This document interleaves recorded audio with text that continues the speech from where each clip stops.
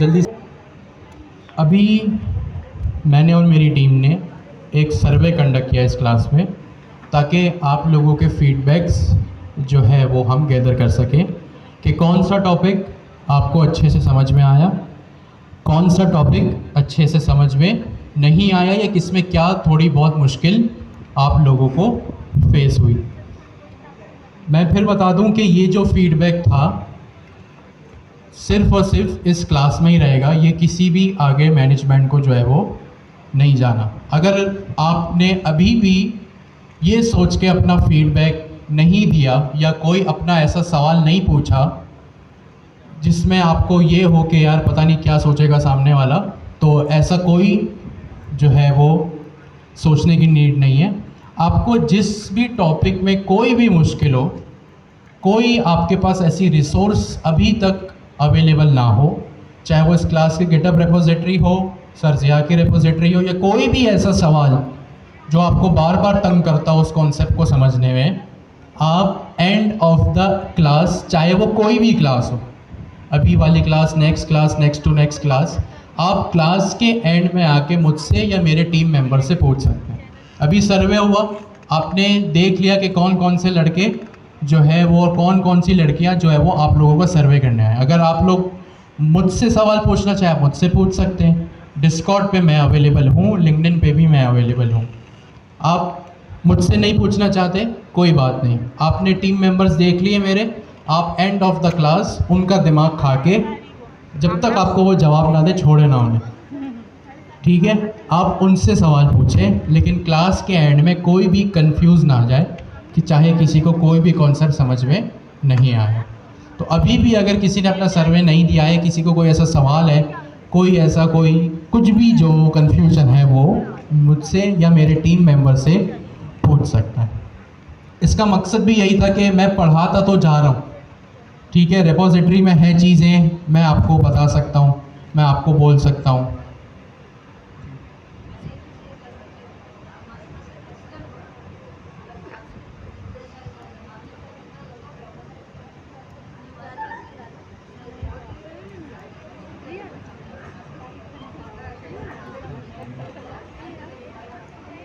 Thank you so much.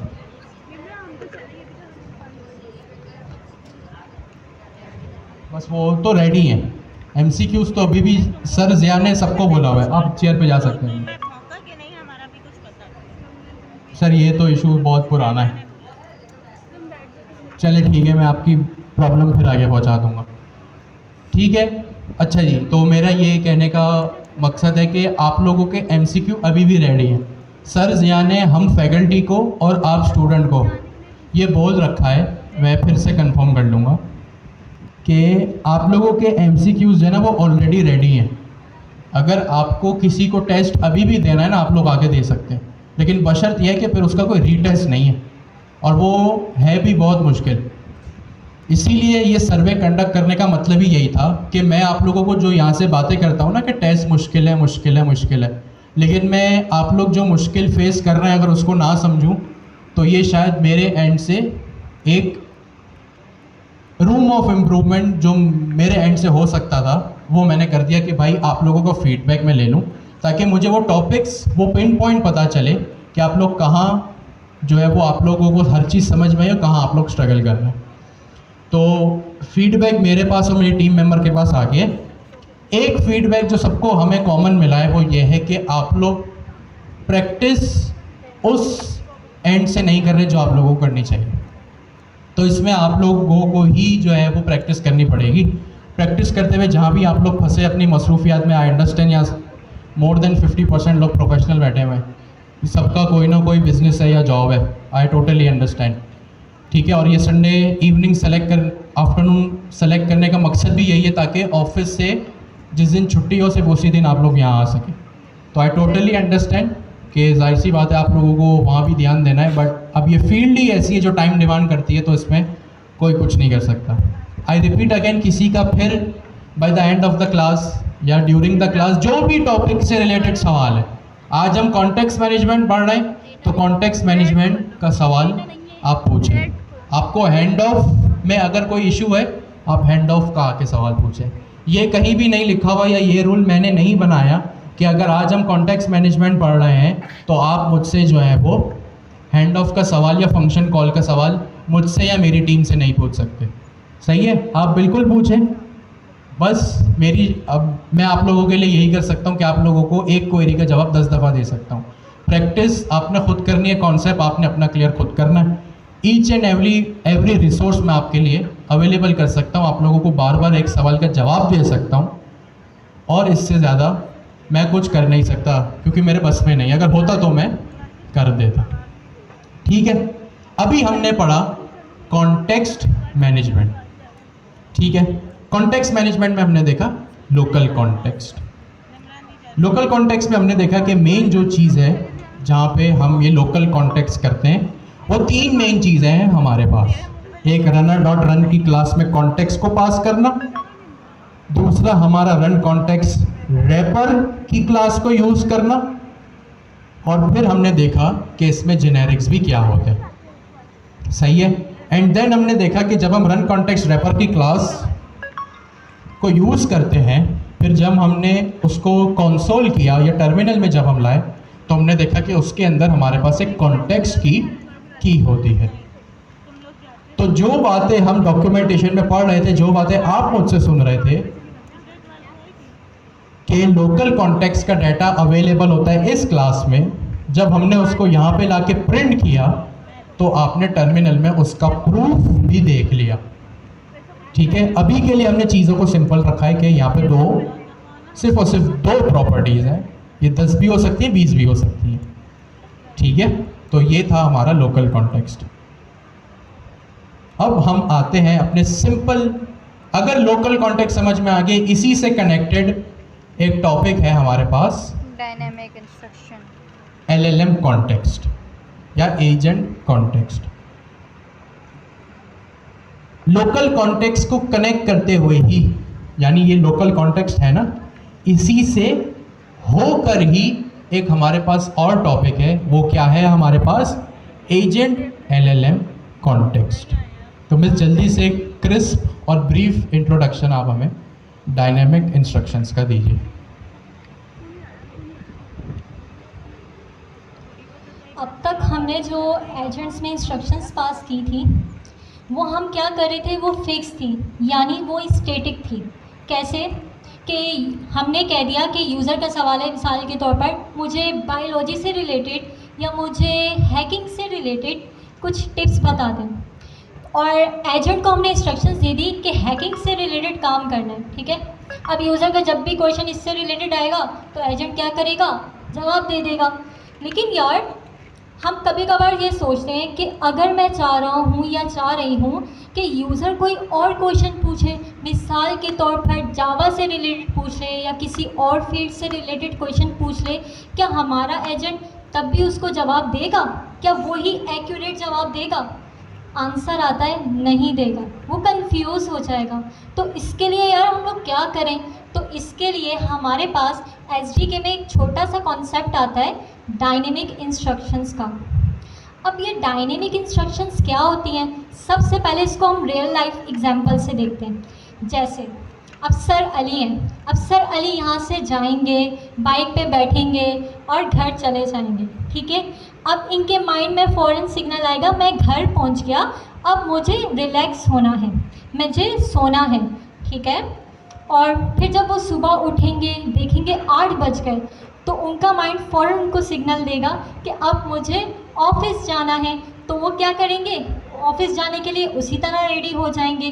तो यहाँ पर क्या हो रहा है, यहाँ पर ये हो रहा है हर सिचुएशन के हिसाब से सर का जो मतलब जो सर वर्क कर रहे हैं वो सब चेंज हो रहा है, सेम नहीं कर रहे। सर ऑफिस जा रहे हैं तो क्या वहाँ पर पढ़ा रहे हैं? नहीं, वहाँ पर काम कर रहे हैं। क्यों? क्योंकि उनके माइंड ने उनको सिग्नल दे दिया कि अब आपने ऑफिस में है तो ऑफिस में आप यहाँ जॉब करते हो और यहाँ पर आप काम कर रहे हो।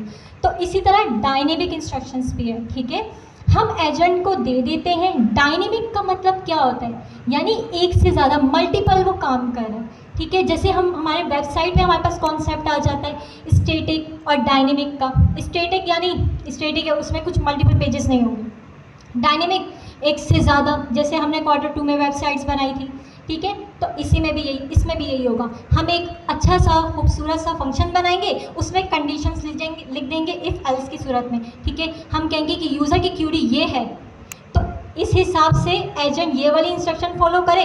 अगर यूज़र की क्यूरी है बायोलॉजी से रिलेटेड, तो आपने ये वाली इंस्ट्रक्शन फॉलो करनी है। तो ये हमने एक फंक्शन बनाएंगे, फंक्शन टूल नहीं बनाना, इसके ऊपर हम डेकोरेटर नहीं लगाएंगे फंक्शन टूल का, नॉर्मल सिंपल फंक्शन बनाएंगे और वो फंक्शन का नाम हम इंस्ट्रक्शन के अंदर उसको दे देंगे। तो ये सिंपल सा था हमारा डायनेमिक इंस्ट्रक्शंस। अब इसको कोड में देखेंगे और सर भी बता देंगे। ज़बरदस्त। जब आपने लोकल कॉन्टेक्स्ट देखा तो लोकल कॉन्टेक्स्ट में आपने देख लिया कि भाई वो डाटा जो कोड में सर्कुलेट करता हूँ।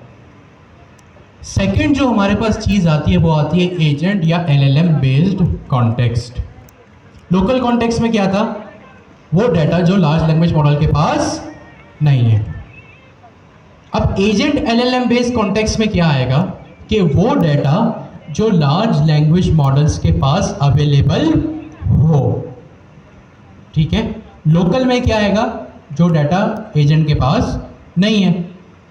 और एजेंट LLM में क्या आएगा? वो डाटा जो एजेंट के पास हो।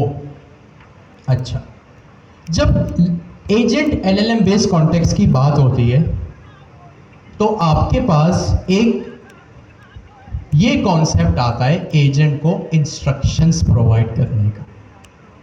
अच्छा, आप कहीं पे देखें कि जब एजेंट LLM कॉन्टेक्स्ट की बात हो रही है तो एजेंट को पूरी की पूरी कन्वर्सेशन हिस्ट्री भी दी जा रही है। सही है? क्या दी जा रही है? पूरी की पूरी कन्वर्सेशन हिस्ट्री। जैसे अगर अभी हम शाम को 4:30 बजे बैठ के पढ़ाई कर रहे हैं, अगर आप मुझे रात को 10 बजे मिले और मैं आपसे पूछूं आज हेलो क्लास में क्या पढ़ा, तो आप मुझे बताएंगे कॉन्टेक्स्ट मैनेजमेंट पढ़ा। मम्मा से बात करवाना मैं क्यों? क्योंकि आपके जहन में पूरी की पूरी कन्वर्सेशन हिस्ट्री है। सुबह से लेके शाम तक आपने जो भी किया आपके दिमाग में ये चीज़ स्टोर है। तो लार्ज लैंग्वेज मॉडल जैसे दो इंसान बात करते हैं, बिल्कुल हुई कि आपके पास पूरी की पूरी कन्वर्सेशन हिस्ट्री होती है। जैसे सपोज करें हम दोपहर को 2 बजे क्लास में आए, ठीक है। अब जाहिर सी बात है बहुत से लोग दोस्त हैं तो उन्होंने सलाम दुआ की, हैंड शेक किया, जो भी किया। अरे मेरी अब मम्मा क्योंकि अब फर्स्ट टाइम मिल रहे थे ना, अब दोपहर को अब आप थोड़ी देर बाद बातें करें या ब्रेक में बाहर मिले तो आप थोड़ी दोबारा एक दूसरे को शेक हैंड करेंगे। भाई वो तो आप ऑलरेडी कर चुके हैं। क्यों? क्योंकि आपको पता है कि भाई मैं इस बंदे से पहली दफ़ा नहीं मिल रहा, अभी 1 घंटे पहले इससे मिल चुका हूँ, ठीक है। अब शाम को भी साथ थे, रात को भी साथ थे, तो ये पूरी की पूरी कन्वर्सेशन हिस्ट्री आपके माइंड में है, ठीक है। जैसे व्हाट्सएप पे क्या होता है, हमारी पूरी कन्वर्सेशन हिस्ट्री, किसी भी चैट एप्लीकेशन पे क्या होता है, हमारी पूरी की पूरी कन्वर्सेशन हिस्ट्री मेंटेन हो रही होती है। यानी मैं स्क्रॉल करके देख सकता हूँ कि मैंने कल किस बंदे से क्या बात की थी।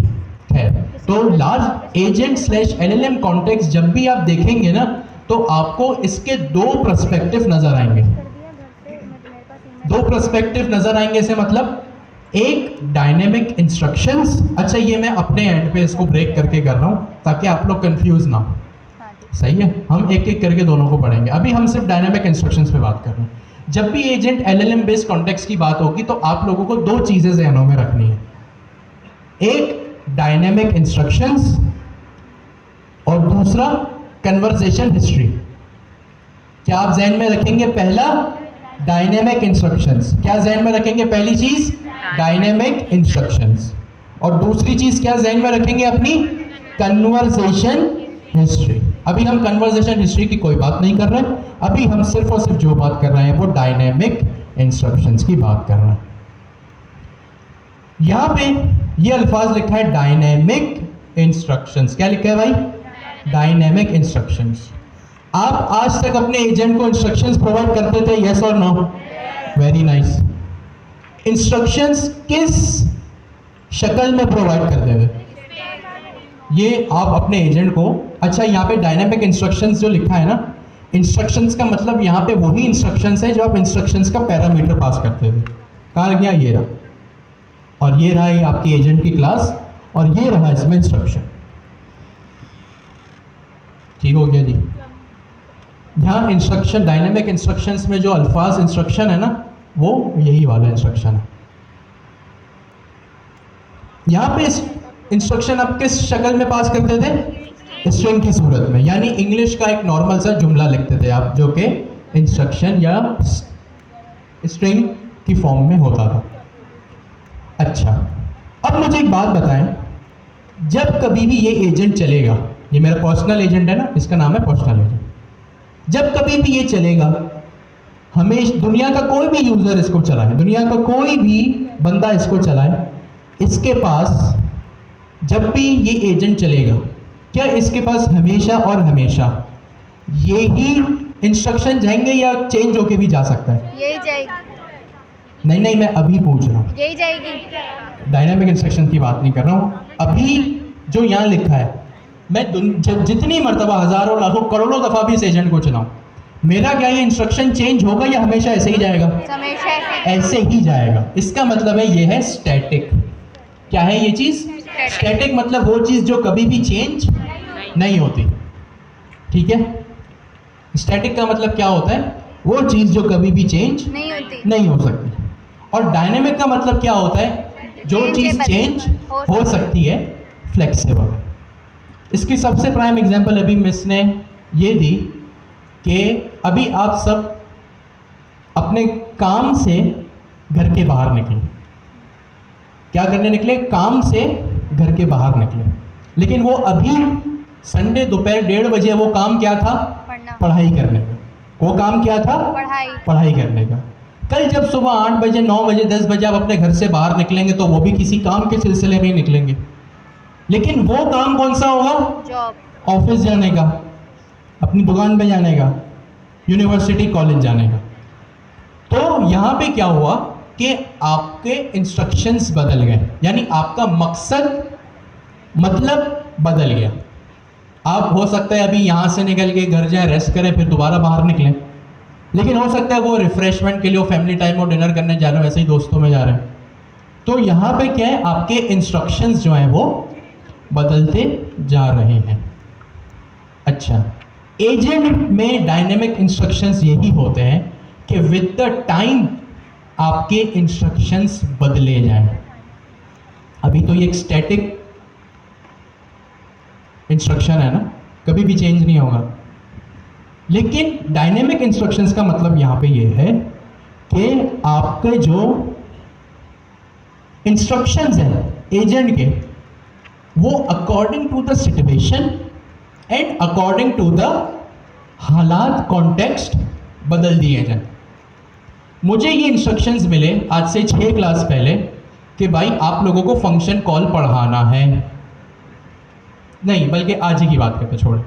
मैं आपसे अगर बात करूं फंक्शन कॉल क्या होता है, आप सब स्टूडेंट से अगर मैं बात करूं कि फंक्शन कॉल क्या होता है, तो वो मैं किस तरह बात करूंगा? एक आसान ज़बान में बात करूंगा कि सामने वाले स्टूडेंट को या सामने वाले बिगिनर को मेरी ये बात समझ आ जाए कि फंक्शन कॉल क्या होता है, हैंड ऑफ क्या होता है। ठीक है, अब अगर मुझे फंक्शन कॉल से रिलेटेड बात करनी है सर अमीन से, सर कासिम से, अब क्या वो भी आपकी तरह स्टूडेंट है या वो भी आपकी तरह बिगिनर है या वो प्रोफेशनल है? प्रोफेशनल है। अब फंक्शन कॉल का कॉन्सेप्ट अगर मैं आपसे ऐसे ही चाय के टेबल पे उससे रिलेटेड बात करूंगा ना, तो इस तरह बात करूंगा कि एज अ बिगिनर को वो चीज़ समझ में आ गए।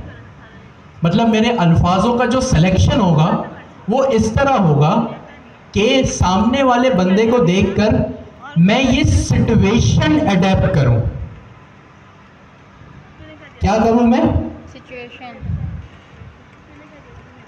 सिचुएशन को अडेप्ट करूं कि अभी मेरे सामने बैठा कौन है।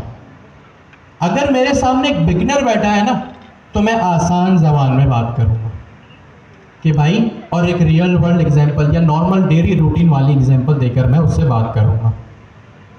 ठीक है, लेकिन अगर मेरे सामने एक इंडस्ट्री का एक्सपर्ट बैठा है जिसको इंडस्ट्री में 15, 20, 25 साल का एक्सपीरियंस है, उससे मेरे बात करने का तरीका बदल जाएगा, क्योंकि उसके पीछे सिचुएशन क्या है। पहले सिचुएशन क्या थी, बिगनर बैठा था मेरे सामने। पहले कौन बैठा था, बिगनर बैठा था। अब मेरे सामने कौन बैठा है, अगर सर कासिम बैठे हैं तो एक इंडस्ट्री एक्सपर्ट बैठा है, सर अमीन बैठे हैं तो कौन बैठा है, इंडस्ट्री एक्सपर्ट। एक्सपर्ट बैठा है। तो मेरे बात करने का तरीका जो है ना वो बदल जाएगा। इसकी एक और एग्जांपल ये, आप सब डॉक्टर के पास जाते हैं, सही है, कभी ना कभी लाइफ में डॉक्टर की नीड होगी। क्या आपको भी, अगर आपको फॉर एग्जांपल कुछ बुखार है, कोई डिजीज है आपको, डॉक्टर को समझाना है अपने पेशेंट को कि आपको बुखार हो गया, क्यों हुआ, ठीक है। अब डॉक्टर समझाएगा पेशेंट को कि बुखार क्यों हुआ, क्योंकि पेशेंट को है ना, अब ये बात आप सबको पता है कि पेशेंट को है ना कोई भी मेडिकल की नो हाव नहीं होती, वो एक चलता फिरता आम सा इंसान है। तो वो आपको जितना आसानी से बताएगा ना कि भाई आपको ये फला डिजीज क्यों हुआ, उतनी आसानी से आपको समझ में आएगा। जैसे एक एक्सरे रिपोर्ट है, अब उस एक्सरे रिपोर्ट में क्या रिजल्ट आया, अगर उसको अपने पेशेंट को